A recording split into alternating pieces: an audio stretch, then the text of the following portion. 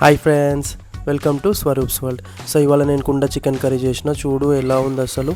మన తెలంగాణలోకి special favourite matka chicken curry అనమాట.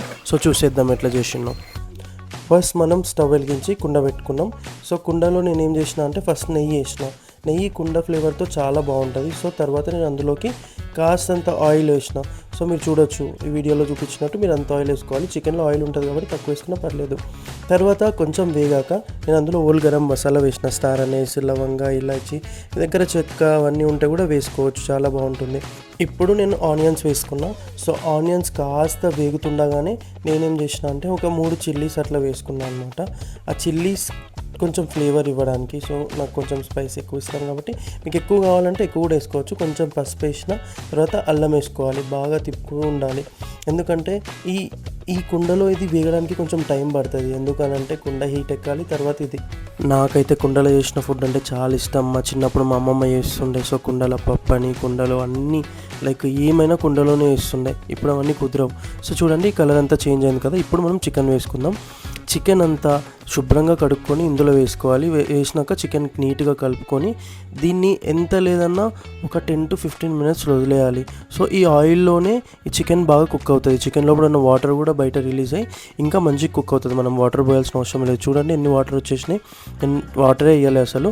సో ఈ జింజర్ గార్లిక్ పేస్ట్, పసుపు అన్నీ నీట్గా పట్టి బాగా ఉడికిన తర్వాత ఇప్పుడు మనం ఇందులో కొంచెం ఉప్పు వేసుకుందాం. సో ఉప్పు వేసుకుంటే ఇంకా క్లియర్గా ఇందులో మంచిగా ఉడికిపోతుంది. సో ఫ్లేవర్ వస్తుంది. ఇప్పుడు చిల్లీ పౌడర్ వేస్తున్నాను. నేను కారం చాలా ఎక్కువ తింటా. సో నేను ఎక్కువ వేసుకుంటున్నా. ఇవాళ నేను చేసేది చికెన్ కర్రీ కాబట్టి, అంటే లైక్ ఇది ఫ్రై కాదు, కర్రీ కాబట్టి కొంచెం నీళ్ళు ఎక్కువ ఉండాలి కాబట్టి నేను కారం కొంచెం ఎక్కువనే వేసిన. సో మనం ఇప్పుడు దీన్ని బాగా మిక్స్ చేసి దీన్ని కవర్ చేసేస్తాం. సో దీన్ని ఎంత లేదన్నా ఒక 10 minutes పక్కన పెట్టేసినాక చూడండి అసలు అదేంత కదే ఆయిల్ అవన్నీ రిలీజ్ అయిపోయినాయి. సో ఇప్పుడు నేనేం చేసిన అంటే టొమాటోల్ని మిక్సీకి వేసుకున్నా. సో ఈ టొమాటో మిక్చర్ని నేను ఇందులో వేసేసిన. నాకు కొంచెం ఇది గ్రేవీ ఎక్కువ కావాలి కాబట్టి నేను టొమాటోస్ని మిక్సీకి వేసిన. మీరు డైరెక్ట్ కూడా కట్ చేసుకొని వేసుకోవచ్చు. సో ఇప్పుడు ఇందులో నేను ఒక పేస్ట్ వేసిన. ఆ పేస్ట్ ఎలా చేస్తానో మీకు నేను పెడతాను అనమాట. నెక్స్ట్ చూడండి.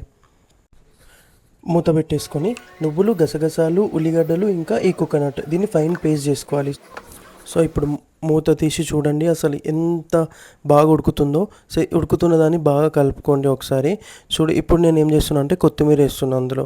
సో నేను కడిగి పెట్టుకున్న కొత్తిమీరని అందులో వేస్తున్నా. నాకు కొత్తిమీర ఫ్లేవర్ అంటే కూడా చాలా ఇష్టం. సో నేను కొంచెం ఎక్కువనే కొత్తిమీర వేసుకున్నా. సో మీకు కావాలంటే మీరు పైనుంచి కూడా మళ్ళీ లాస్ట్లో కూడా మనం వేస్తామన్నమాట. సో ఇలా బాయిల్ అవుతున్న దాంట్లో కొత్తిమీర వేసి మూత పెట్టేసుకోవాలి. ఆఫ్టర్ 5 minutes మళ్ళీ దాన్ని తీసి నా స్పెషల్ మసాలా ఏదైతే ఉందో నేను అందులోకి వేస్తాను అనమాట.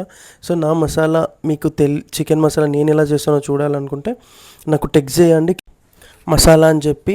సో నేను దాన్ని నీకు చూపిస్తాను అనమాట. సో నేను ఎవరెస్ట్ చికెన్ మసాలా కూడా వాడినా, అది కూడా వేసాను అనమాట. సో చూడండి అసలు నాకు కొంచెం చికెన్ గ్రేవీ ఉంటేనే చాలా ఇష్టం, కర్రీ కాబట్టి ఫ్రై మీకు తర్వాత చూపిస్తాను నేను. అసలు ఇంత టేస్టీగా ఫ్లేవర్ఫుల్గా అసలు చూడడానికి ఎంత బాగుంది కదా. సో నేను దీన్ని బగారన్నంతో సర్వ్ చేసిన. నా ఫ్రెండ్స్ వచ్చిండే. సో వాళ్ళు నేను అందరం కలిసి ఒక ట్రీట్ ఎంజాయ్ చేసినాం. Finally matka chicken curry ready. నా వీడియో మీకు నచ్చింది అనుకుంటున్నా. ఇంకా వీడియోస్ పెడతా నేను. Please share, subscribe my channel. Like మాత్రం మర్చిపోకండి. బాయ్.